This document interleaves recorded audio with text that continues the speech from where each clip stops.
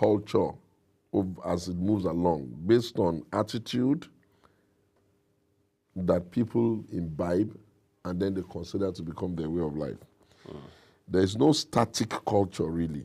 It's just that you can't observe the change while you are here. As you are going along, you are passing on and you are evolving the culture. It's the same with democracy.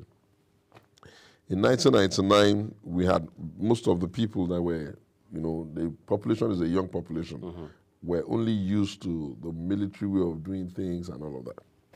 And so the political parties that were created, with due respect, tried very hard, and to their credit, to stand for something. In 1999, the PDP was created to be a pan-Nigerian party that doesn't see tribe, that doesn't see religion, that doesn't see any of these things, but accepts that balance must accommodate those things I say they don't see.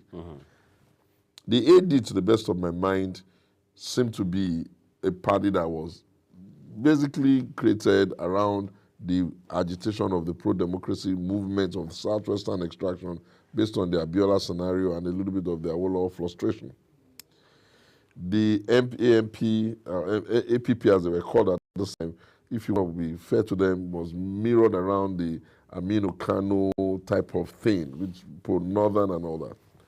Over time, we then created ABGA, which was supposed to, if you like, be the kind of play that allows the Indigbos and their own ideas of leadership and social engagement to thrive. Yes, because the PDP had the opportunity of leading the country first, and they did it creditably, they were able to easily assume that just by having national power and all of the privileges that come with that, that they will always lead. They succeeded in winning elections. Obasanjo won twice, Yar'Adua won, Jonathan won, and then Jonathan lost. That gave us the 16 years. In those 16 years, if you aggregate everything together, you have to say, okay, these guys knew at least how to grow the economy and make the Nigerians happy. We were considered the happiest people on earth during those years because there was just a symbiotic general feel in the country that everybody was going somewhere. Our economic indicators were not that bad. They sometimes got to double digits, but at the worst of our growth, it was 3 point something. That's GDP. The other parties who were trying to take power kept morphing. Eventually, we had a handshake between the Awolowoist, if you like, or the Abiolaist, and the Aminu Kano, which was symbolized by now the present President Bola Tinubu and the immediate past President Buhari in a handshake. Some splinter parties joined them to make up the number. Some irredentists of PDP extraction also broke away to join. So you now have, then they won an election. So you now have two national parties, PDP and APC, that are really two sides of the same coin. Their ideas, especially now, are so similar. They believe in market force. They believe in neoliberal economic policies. We'll privatize this. So it's basically the same old jargon. And that has created the next problem. The political parties are now beginning to struggle to become cult of human personality. So that one personality that is leading them, his attitude, his inflection, his way of doing things, his character, then tries to become the character of the whole party. PDP is different. Although it too is now beginning to resemble that, and that's why you have people scream all the time, Wike, or Atiku. It's because of this, which I told you at the beginning, that society is creating its own culture as it goes along. Hopefully, the entrance of the Peter Obi movement has also created a sort of outlier situation, because by Peter going to take a party that was before it pretty unsung, moving with that party, getting the kind of numbers that it got, Peter not relenting, still, Peter has been in campaign mode forever. So you are now beginning to see that there is now some kind of big middle. On the back end of that is the little Showore experimentation, which is also, pigging off the success of Peter. Yeah, we're going to end bad government and pumping the feet and Luther continue kind of thing. So it's just life. But if you say, are we learning? We're doing opposition our own way. Most Nigerians only remember how APC was just, every day calling people out for strike. But that's a very immature way to play opposition, because for every day you shut down the Nigerian economy, minimally you are losing about 500 billion naira. Informal, people who make their money on a daily basis, Okada riders, artisans, and the whole world. So anybody that understands national development must be very wary to shut down the train. And when you shut down the train, to crank it again before you get it started, before it gets full, there is a problem. You just don't attend the end bad government business. I need to ask you this. Would you say, quite frankly, that the PDP has recovered from its 2015 loss? I don't know what you mean by recover. What I would say is that the PDP has demonstrated that it's still a very strong party. It's still a party that has a lot of strong support at the base of the pyramid. People love it. It has name recognition that is easy. It has payoff line recognition. When you say PDP, everybody knows power to the people. I even sometimes look at the PDP as a university where all the others are graduating from. Because when you look at what they're doing in other places, the songs are the same, the ideas are the same, the organizational structure are the same, but some of the character is different. I think that one can say for PDP's sake is that, and for all our sakes, until we're able to have an election process that leaves nobody with any doubt as to its integrity, you can never know whether people won or lost. So when you say, have we recovered? Frankly, we believe we won 2019. We truly believe. We truly believe we won 2019. Regardless of the results? The result of 2019, the process by which you challenge for election disputes in Nigeria is extremely weighed against the person challenging. Think about it from this angle. INEC conducts an election for all of us. INEC says it's an independent umpire to all of us. Then I have a problem with INEC's declared result against one of us. And then we get to court, and suddenly INEC is on the side of the one I'm challenging. So INEC then becomes my adversary. Now, if INEC is my adversary, do you know how hard it is for me to even be able to get INEC to give me a legitimate document that allows me to prove my case, since they have now become my adversary? So that will give you an idea of how difficult it is. The other one is that you tell me that for me to be able to prove that I've lost a presidential election, I must have significant evidence of the polling environment that can allow me to say this is what happened. Then you give me but a certain number of days to call those witnesses when I have close to how many thousands of polling units. Then when I bring you expert witness, then you can always say, oh, this expert witness, were you there? Where did you get your gravitas? Where did you get your, so it's hard. And then the opinion about the Nigerian judiciary. I think, with due respect to everybody who says the Nigerian judiciary is one kind, I don't accept. I believe that there are challenges there, but the noisy decibel of the garrulous nature of politicians have made it appear worse than it really is. And I think that for the sake of everybody, we better start scaling down on that ugly narrative of saying, oh, the Nigerian, you have to prove a case. So what happens? You try to go for technicalities. The things that, like that small dynamite that you throw there and knocks everything up. But if you try to do that, you're going to be contending with other lawyers from your opposition, from the opponent side, who will also be coming to court to say, no, that your dynamite is nothing but tea, a storm in a teacup. So in the end, for me, if your intention is to serve the nation, you don't have to serve them by force.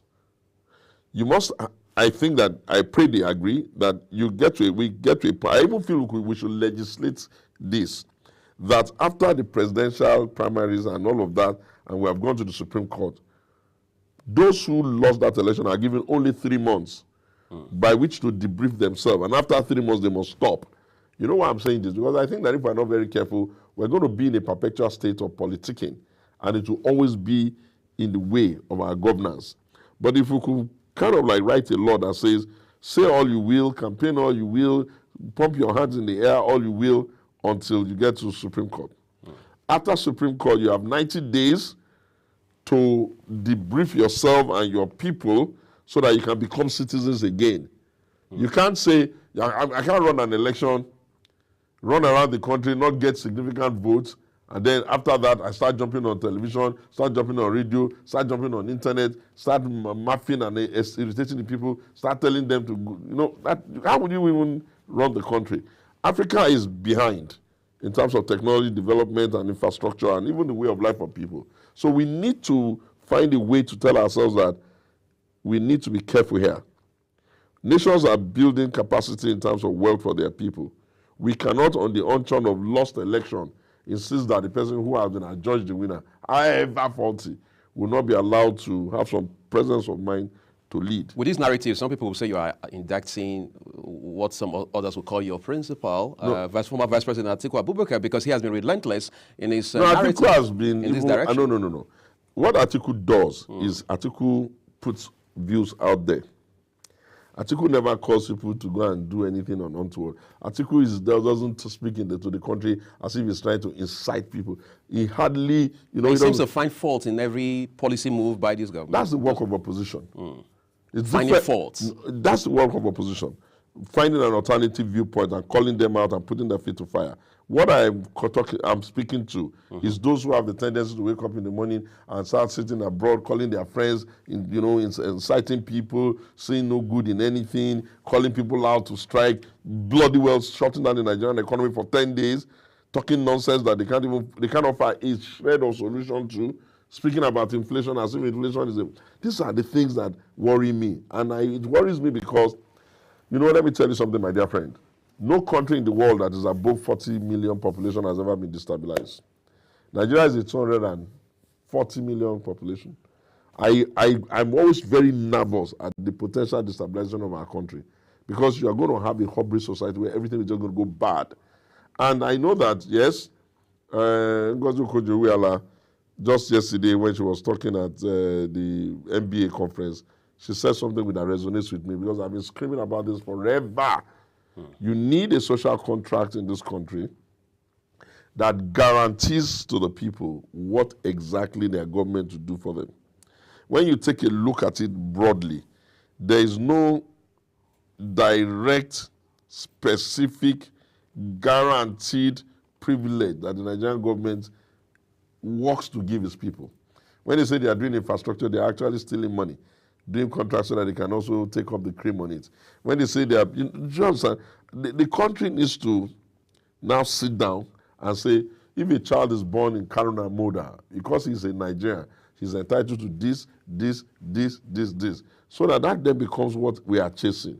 That then becomes what we are trying to build. And if we work very hard, we shouldn't have our savings destroyed by devaluation. So we can write into our constitution that no government is allowed to devalue the Nigerian currency. If you devalue the Nigerian currency, it is an impeachable offense that requires no further conversation. So that people will not work, raise money, save money, let me save 10 million naira, and it's 1-to-1, which is equivalent to $10 million, and some lunatic will just come into government, devalue the currency, and before you know it, your money is less than $6,000. How does that even make sense? And at that point, for a country that imports a lot of things, over and above that, the value of your money has dropped, you're also going to need a larger quantum of that money now to even do the basic things. So you give your child 50 naira, 1999, 2000, he can still run out there and buy a chocolate bar or a sweet or something. What can he even get now? So these are the kinds of conversations that I expect opposition to be having. I don't expect anybody to be having. Is your party having that sort of conversation? I am on their behalf. On their behalf? I am on their behalf.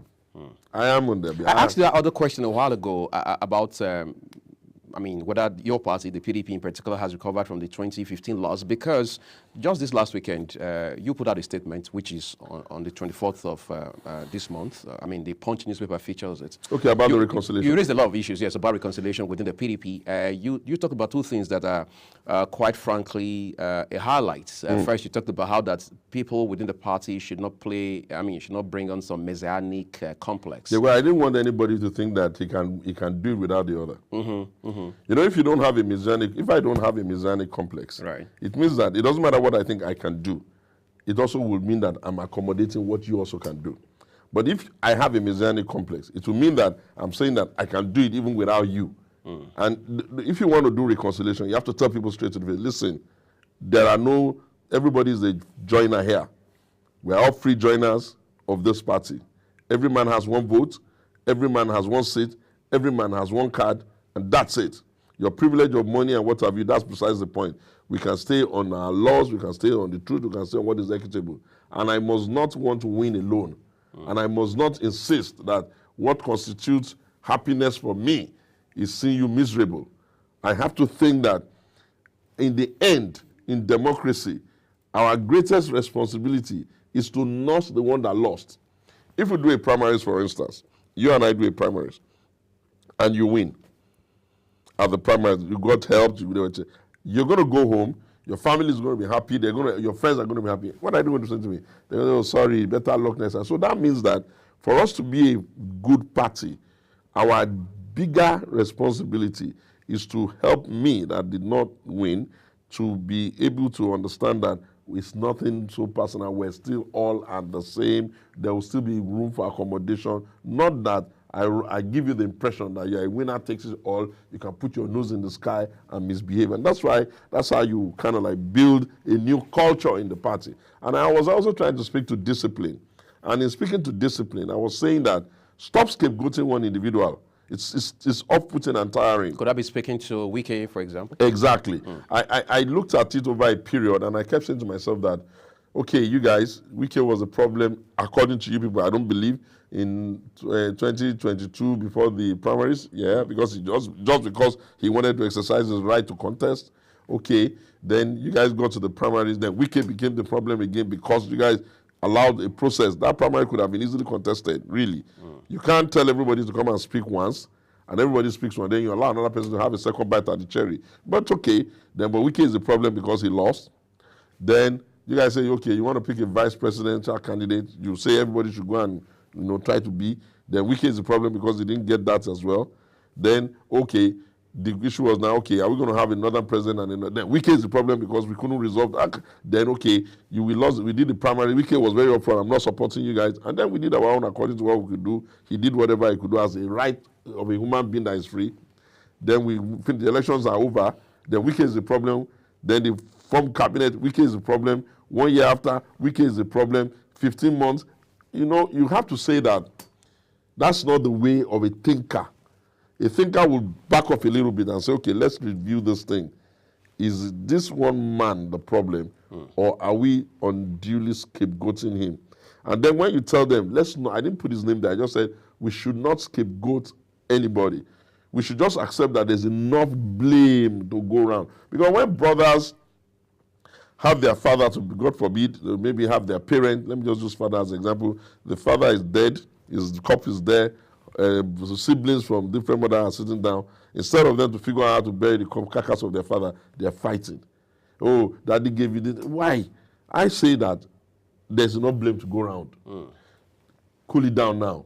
If you want to reconcile, sit down and say to yourself, okay, I'm sorry. Maybe I could have done this different. And maybe the other guy can say, okay, I'm sorry. Maybe I could have done this different. But in any case, a political party as entrenched as PDP, we never miss any individual.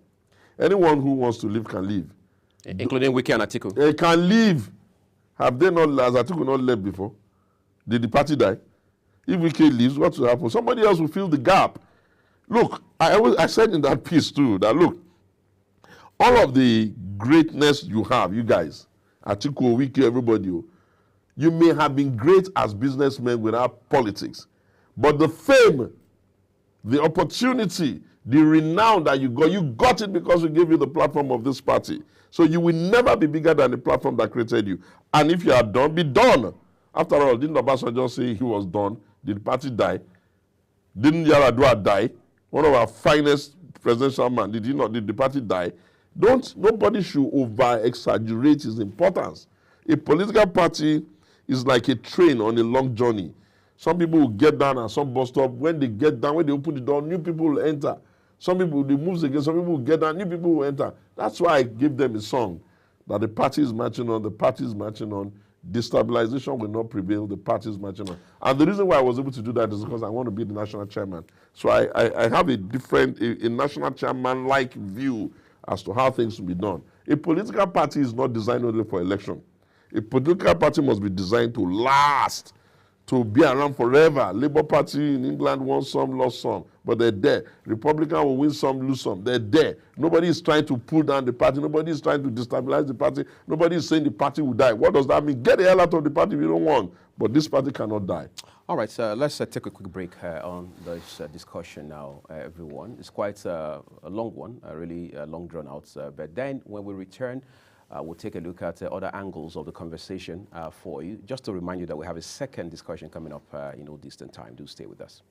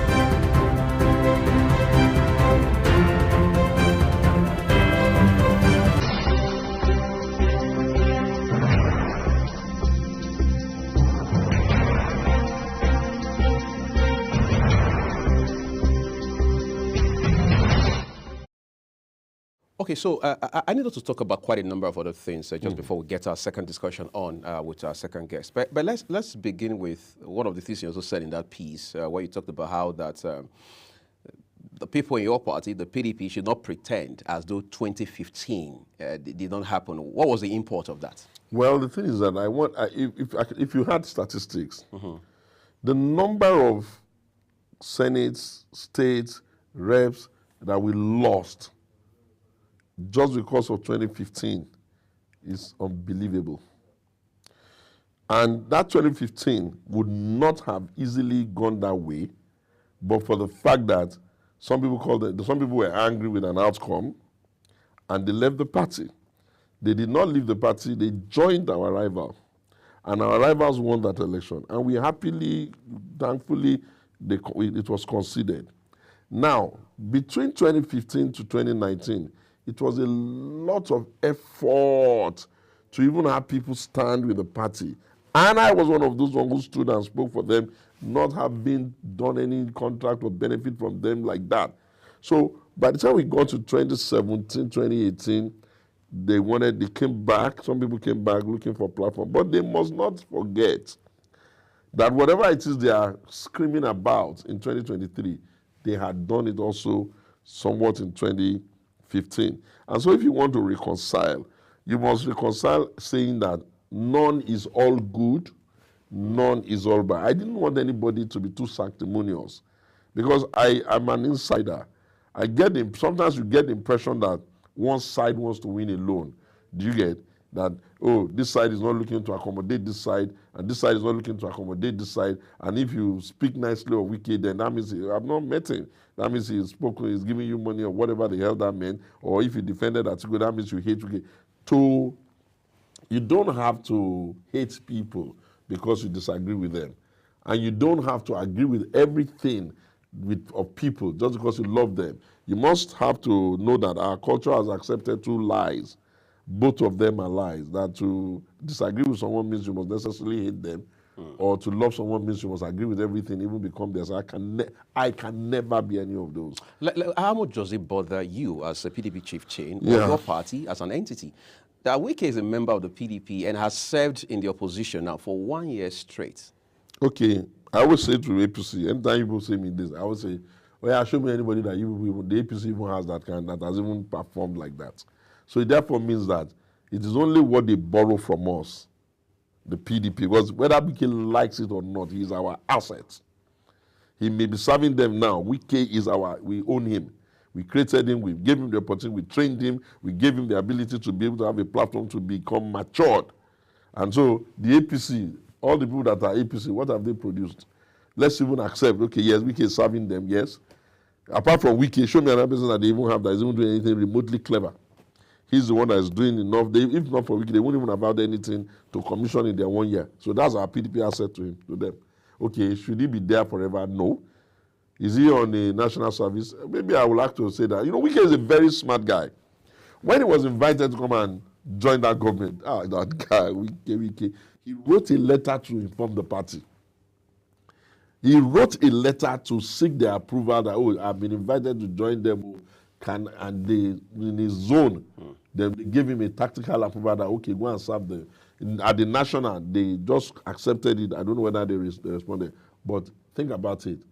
Where does that brain that let me write them to inform them that I've been invited to come and serve come from? And there are precedents to it. Precedents. Blessed memory, the Attorney General of the Federation, Bola Ige. And so many of them. From the AD serving the PDP. Yes! Of Obasanjo.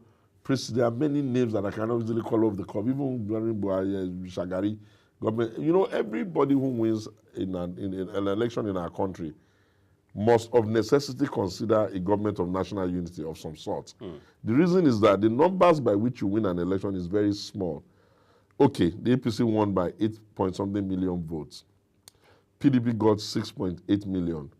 Peter Obi of the Labour Party got 6.1 million. Why would the APC not even think that they need to have a government of national unity? Okay, and they chose Wike. Fine. He says, Wike, and he says, I am in PDP, I'm serving government. What do you want us to do about him? We don't have a right to deprive him of his right of association. If he has done something wrong, yes, we can write a letter to him. Somebody can write a petition on clear things. But those who want to write the petition should be very careful, because we also know what they themselves are accused of in their respective locations. So what do we say about all the talks about Wike moves to suspend Wike on the one hand, for example, and then we hear that the Deputy Governor of Edo State, the one that has been reinstated by court now, Philip Shaibu, all right, has been suspended. The South-South leader of the PDP, Chief Dan Obi, has been suspended. So do we still say there's equity in this regard? No, wait. Any man who has power must wield it with care. Some things you do is to say, no, there is a culture here.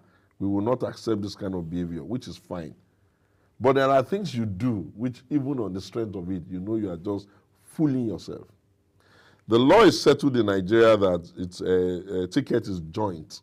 Thankfully, because of Atiku, we went to court all the way to Supreme Court during the Obasanjo era. So when you want to impeach and throw out a deputy governor, you have to be very, very careful. Because look at what we have now. The court says he's not rightfully impeached. The worst is that they will have to pay him all his emolument and all of that. This is unnecessary burden on the state. In terms of suspending Danodi and all that, yes. If the leaders of the party in the local government, in the local area, consider that the level of your anti-party is such that it warrants a suspension, they will do that. If you get suspended, you can challenge it in court, because we are that kind of party, or you can let it go. But I think because of culture, like I said, we're coming to the next phase of our life in PDP, and I pray that they let me come and reform the party and bring some new energy. As a chairman? As a chairman. The reason is that we have come to a point in our life now where our greater emphasis must be on equity, fairness, justice, so that the number of acrimony will be reduced. And that we can now institutionalize reconciliation secretary, disciplinary secretary among our executives, so that even from the local level, issues that are hard, reconciliation will go look at it to see whether they can, call it back, and failing which they pass it to disciplinary. We have to find a way. What I'm praying for, really, is that I'm praying that Africa, Nigeria being the biggest, most populous black nation in Africa, let God, or all of us, or nature, because some people don't even believe in God, but I do, let God help us to show the world that we are also able to manage civilian change of power, politics, and all that. Seamlessly. There will be, there can't be peace of the graveyard, but that we can mature up to show our own version, and that our version will be necessarily our own. And the earlier we begin to figure out how to accommodate ourselves and all that, the better. But in any case, if you get too angry with your political party, there are options to it. Justice Abdul Malik, one day, I was in court one day in Ogun, at the Federal High Court one day, and we are taking a case to her, about 4 of us, and then the party was there, and then she was reading that judgment. I sat in court like this. It was against us, or at least my side that time. And then she said something that has not left me. She said, politics is supposed to be, not in the same words, I can't quote her verbatim, a place where you come in freely. You are at liberties you must obey your own laws. But if you find out that you have been strong-armed so much, you don't need to burden the court with your issues that you ought to resolve at home. For there are options available to you. You don't have to be a politician to serve people. You can go and form another party. You can go somewhere else, but you cannot keep burdening the court. Maybe even start an NGO. You can start an NGO. Stop burdening the court with things that you are supposed to manage on the inside. It was a judgment against the people. I was not the one that took the case to court, but I just went to support. I almost literally lifted. I mean, you know, when you are listening to true words, I felt like lifting her out of her chair, throwing her up in the air, and just hugging her like a, because really and truly, it fits with my inner core. And my inner core has always been, if your intention is to serve people, you should make yourself available to serve them so that at least they have the choice. But you should not insist that if they cannot let you serve them, you won't let the country breathe. Because if it is service, why do you want to do it by force? There's a senator, okay, we should say former senator now, a member of your party who represented Kogi West at the Senate just a few years ago. Dino Melai. He also tried to be governor a few months ago and he couldn't succeed. He says the party is dead, and he says we have your interim chairman, Damagun, and a few other persons to thank for it. What was your reaction to that? Well, you know, those who go to the media must understand that the media is not a cane. Neither is it a knife. Neither is it a bullet for a political party. Dino is dramatic. Everybody knows that. He's quite a verbose and, you know, exciting personality. But his view about the party is just his own. He's not been, I can speak boastfully because I've never left this party. Would Dino tell me the same? How many weeks ago were they the ones marketing the party, saying, only for them to come back and say, Alhamdulillah, to the same party. Okay, you've been made senator. God accepts you. He even gave you another ticket. God accepts you. We gave you the governorship ticket of the last one. You didn't even show up. You couldn't even go out to vote on your day of election. And you are the one that come and tell us that the party is dead because probably you are not having your way. In any case, I'm aware that the party has said whatever it is that is the issue in Kogi, they will revisit it. So why all that? And when you scapegoat people, my issue is that, yes, I don't have to hold brief for Damagun. I think that is in an acting capacity. My position is very clear. The next sat down and gave them an extension. So that's like our Supreme Court. But luckily for us, they said they are going to sit again soon. So we will have to wait, because if I cannot agree on the verdict of a court, or I cannot agree on the verdict of the neck of the party, then it must mean that I'm saying that I love the party more than all of them. That's not true. You love the party to the extent of the kind of passion you carry. Some other parties to person can love the party equally. Therefore, my position is that you guys said Alimodu Sheriff, that was the argument. Then you guys said Secondus. Then you guys said Baba Bamanga Tuko. The party must evolve now. We can't insist that in a 17-man executive, that it's only one man that is always the problem. That's my issue. My issue is that how did we populate the executive to such a level that at every point in time, one man is the problem? Then in that case, maybe we should have only one executive chairman, caretaker, or whatever, sole administrator. So that in neck? I'm just saying, if we are going to be making it a habit of saying Shegun is the problem, then, and he's the national chairman, and the next person, Akim is the problem, Akim is the national chairman, then maybe if we cannot evolve, we might as well stop wasting our time having 16 others. You say you want to be chairman. I don't know at what point, but there's the argument now that chairmanship of your party, the PDP, must go to the North Central. So how do you place that? I'll tell you, that's a very popular conversation. I must respect it. But it's also not exactly the only conversation. The conversation on the table is that if we zone a ticket to the North, and the entire North then goes home and give it to one of their sons, and everybody accepts it in a voting Congress, and then some rat, pardon my French, from that state, one really small, lowly person in the world, now goes and says the chairman is not paying dues. All of the top leaders. But individuals cannot be referred to as rats. No, come on. You heard me when I say, pardon my French. one individual then go, I'm just using relative to an elephant. Very small person in the world goes and says the chairman did not pay dues. All the leaders of that environment watched him. No protest, no challenge, and until the court in their state removed him. Are we supposed to keep indulging their indiscretion? They removed the chairman with their own hands, and then they are coming to say, okay, I don't mind them finishing term, to be fair, but I don't want them coming here being entitled because we've had enough. When we put a chairman in place via a convention, we should not give people the impression that by appointment, some people will come and be sitting over elected people. So the party has three options. One, go to the neck and pick a date for a full convention. Bring our convention forward. Two, figure out the politics and the negotiations. Okay, guys, let's just find somebody with this one and bring somebody from that place. Three, finish the tenure anyhow they want, and let's go and do a full and final fresh convention. And luckily, we have a reconciliation committee now, which thankfully I am a member. Hopefully, we'll be able to speak some truth to ourselves. We'll beg people, we'll assuage their nerves, we'll plead with them, we'll pamper them for those that are willing to stay as loyal party members. But those who insist that they are too big for the party, they must be shown the way out. 2027 is a conversation that has already been started, not just by your party alone, even by the APC and the other parties. And some members of the party are already saying, well, look, 2027 is a different kettle of fish. We are not going to feed Atiku Abubakar.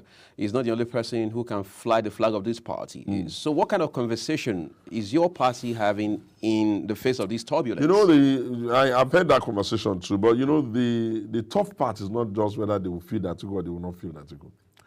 A political party that runs primaries, PDP will run primaries. We're not a party that just gives ticket to anybody. We set the rules of our primaries. We set the guidelines for our primaries. We sell the form to those that are intended, who intend to compete. And then we bring in a collegiate. Let me just use that word. Or people, you know, like the electoral college. Right. And then we allow them to crisscross the country, reaching out to people and all of that. And then we sit down like this, and PDP, to our credit, we do a panoramic, beautiful optics of a convention. Everybody sees it. It's so beautiful. But you know what? Once we count the votes, any man that has won is the candidate, is the standard bearer of the party. Regardless of where it comes from. We have no power over that anymore. We can, if we like, we may say we're not selling tickets to a zone, if we like. We may say you can't be here, if we like. We can do so many things before we get to the votes. Everybody can crisscross the country. Wike did the last time. Atiku did too. But once that vote is counted in front of the cameras, almost like you're watching Hollywood, and a name comes out of the box as having the majority of lawful delegate vote. That's it. So I always tell people, don't scapegoat Atiku too. Go and figure out how to win primaries. Go and figure out how to beat him. Atiku has shown that he's a long-term player in this democratic journey. And therefore, you have to beat him in democracy. You can't deprive him of rights that are guaranteed by the Constitution. The right to aspire. How do you even know whether I'm not going to run for presidency in the next dispensation? I'm just trying to show you that everybody who wishes should go and try. The APC they were selling their presidential form for 100 million. And not a few people bought it. A lot of people bought it. And yet, Bola Tinubu could not stop them from buying form. The president, now President Bola Tinubu, by the time they got to their convention, how they managed to get people to step down for him, don't ask me. But the reality of it is that he won by a large margin. Will somebody come and start telling me now that, oh, Bola Ahmed Tinubu cannot veer again? Anybody that wants to challenge him has to beat him in democracy. That's what's called democracy. You build alliances, you go through the wahala, you get caucuses, you give people the impression you can do the job, and then you wait. And I always say, on behalf of Atiku, what Roosevelt said, it's called the man in the arena. The applause belongs to the man that falls and rises, falls and rises, falls and rises. You can't shame me because I participated in an election that has integrity deficit and they said I lose. I don't even believe I lost. So if you're shaming me is because I stand up and contest. Why don't you even try walking in my shoes and see how easy it is? They say this convention you just talked about now, the forthcoming one, for which a date has not been fixed yet, Yes. is already sending jitters down the spine of some members in your party. Is there any truth in that, and why? What does jitters mean? Maybe you can explain better to us, because I don't understand what you it's mean. going to create an upset within the party because there are people who have vested interest in the status quo as it stands right now. Well, I think that, what you see, I would say even to our own people, when you scheme them and win, they endured. If they scheme you and win you, you should endure. I do not accept, and listen, let me tell you, this is the basis by which I've never left this party, and this is interesting.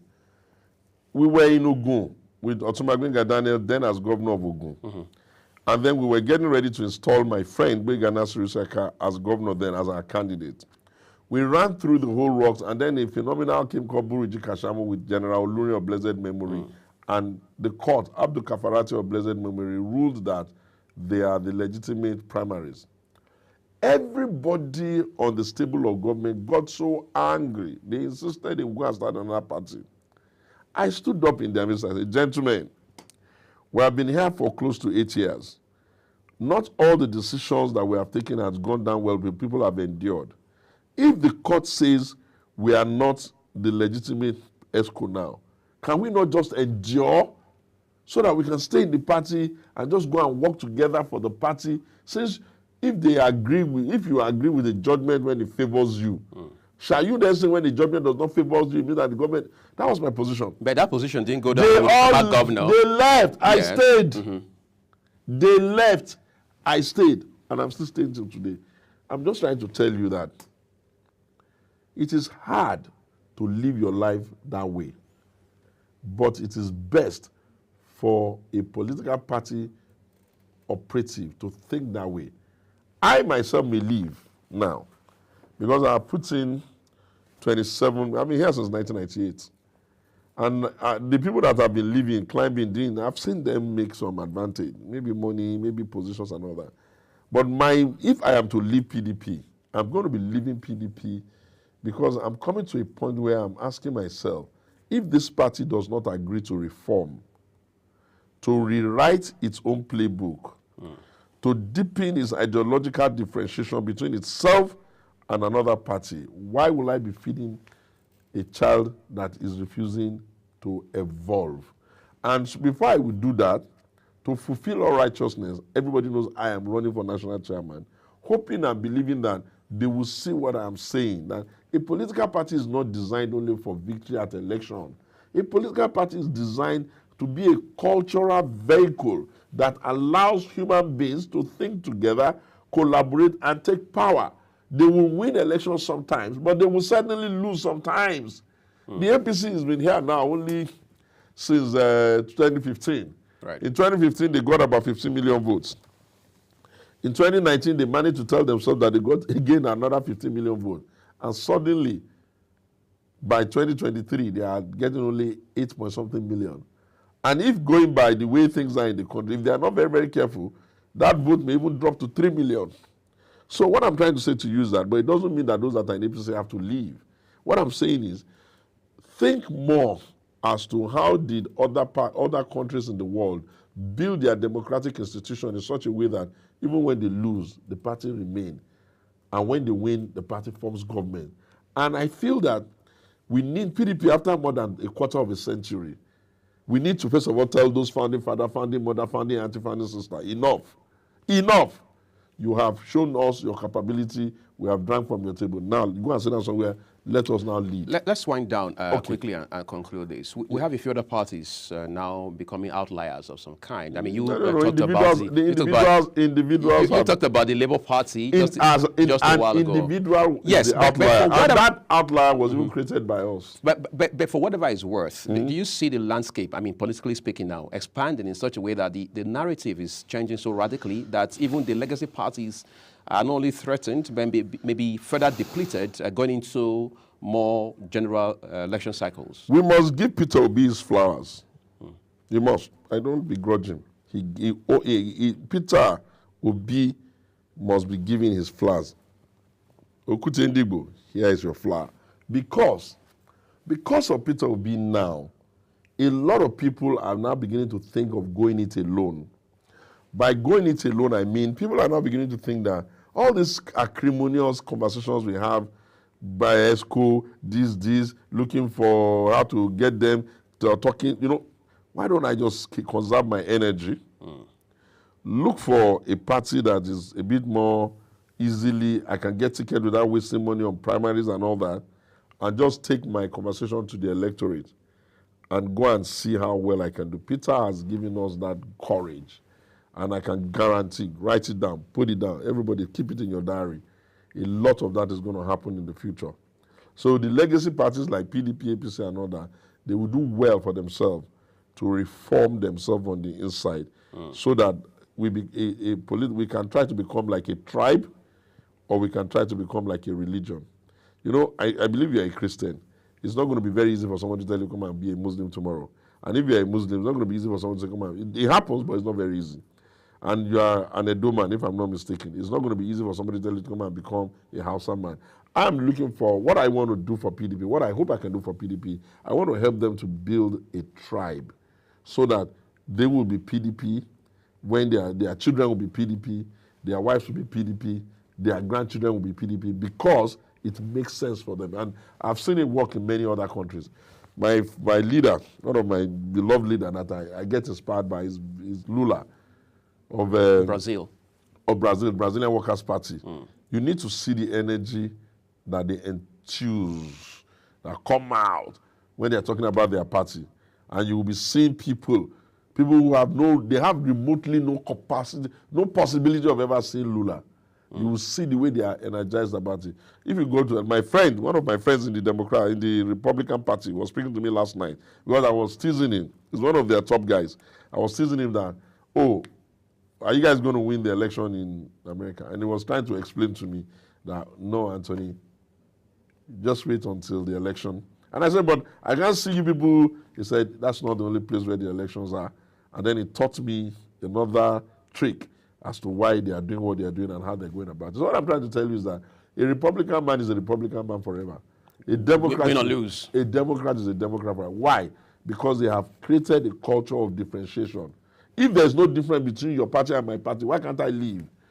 If what you're going to be saying is that I'll privatize, and the next person is going to be saying, I'll privatize, then why should I disadvantage myself? I think, we look forward to seeing your convention. It will be interesting. What happens soon, yes. And then hopefully build some support for me. Let's get new guys on the block, man. Hopefully I'm the kind of person that can represent you and your kid. That will become another talking point going forward. I would like to say a big thank you to you, Segun Shomi. I've enjoyed myself. Good morning. Yes, leader in the People's Democratic Party, as well as a global thought leader, one who says his goal ultimately is to see the PDP do well, and he wants to be the man in the saddle going forward. We're taking a quick break, everyone. When we return, our second conversation focuses on the three verdicts that we're seeing just a few days ago coming out of the Supreme Court and how these could again redefine the political landscape in this country. Do stay with us.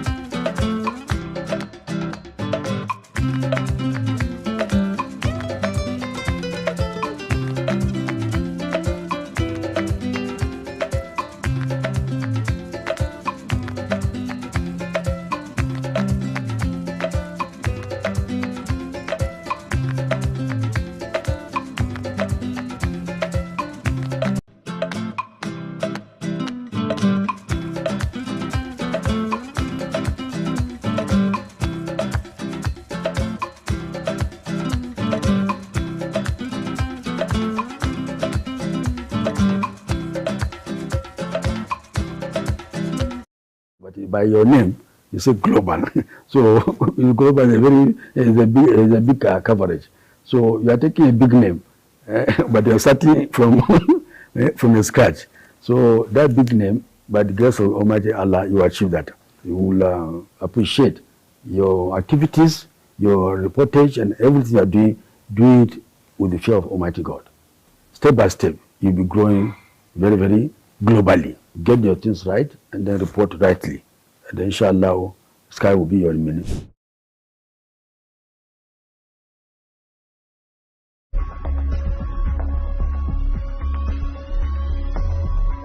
I want to go further to congratulate you on being on DSTV 365. Yeah, channel 365 is an awesome thing. Congratulations, and I will enjoy each and every one to keep on watching Global TV. This is Global TV. For your current affairs, for your current information, ideas, education, entertainment news at the best. Channel 365 on DSTV. You have just come alive into a new phenomenon in the media industry. Keep watching. Stay tuned. Keep watching Global Television on DSTV channel 365 for your news and all national issues and international breaking news. Watch Global TV.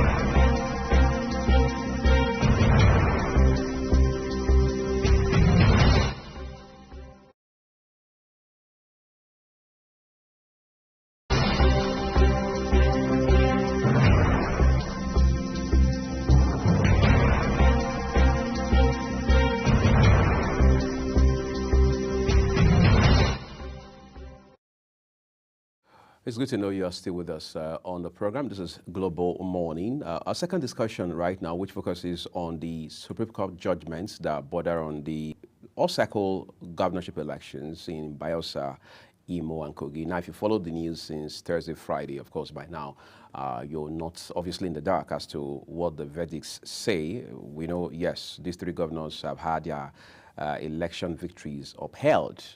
APC for Imo, APC for Kogi, and then PDP in the case of Bayelsa. I'm joined by a chieftain of the ruling All Progressives Congress, one who is a mobilizer and supporter for not just the APC as a political group, but the president, Bola Ahmed Tinubu, as an individual, right? I mean, starting from when he started his campaign back in the day, Chief Chibuna Obabu.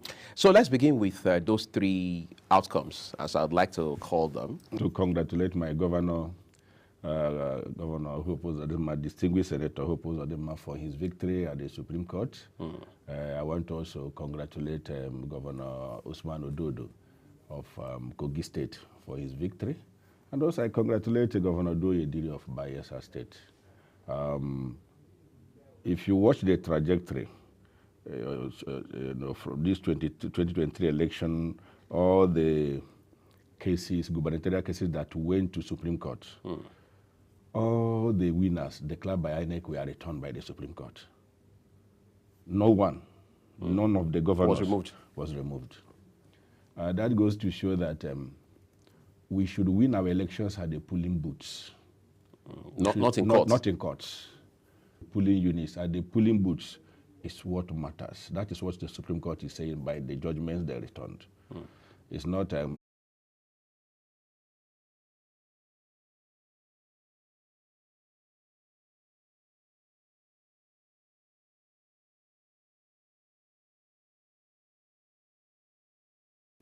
your precious time. Why not, deploy that those revenues, those resources to doing something that will be better for the citizens and yourself even.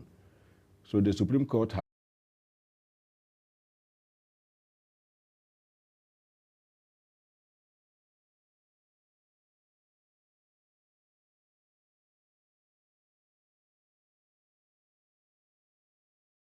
say that's probably the case in that of Chief Jimmy Pdp'S Silva in Bayelsa State.